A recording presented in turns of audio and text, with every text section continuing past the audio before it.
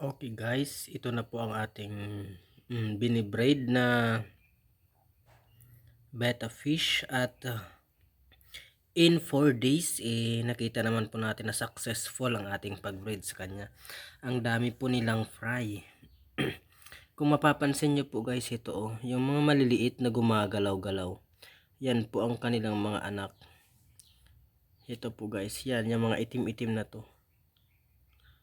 Yan, gagalaw yan Hindi po kasi mapansin. Yan po guys, yan. Pag nafufokusan ninyo na makikita ninyo may gumagalaw na maliliit. First time po nating mag-breed ng guys, ng betta fish at eto naman guys, successful naman siya. Tapos meron pa po akong naka-breed doon na breed. Ito po yung tatay niya guys, kasi tinanggal ko ng nanay niya. Tapos may isa pa po tayo doon guys na pinapaitlog ulit. Ito, takpan na po natin. Yan. Tapos dito po guys, may pinapaitlog pa ako. Iba yung tatay niya. Yan ang nanay niya. Pero ang tatay niya, ito po. Iba po ang tatay niya. Yan po siya Malabo po kasi ang ating pinaglagyan na Yan po ang tatay niya. Yan.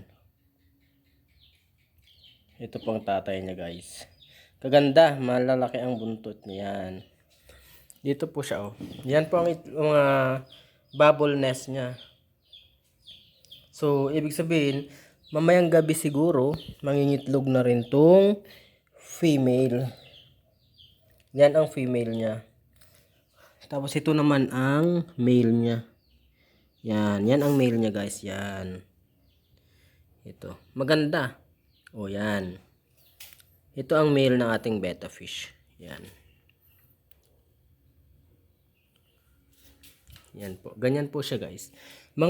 Pag nangitlog po yan mamaya guys, mga 4 days siguro, magpipisa na naman. Or 3 days lang. Yan po. Ito po ang pinag-iitlogan niya. Okay guys, observe po natin ng ilang araw. Maraming salamat po.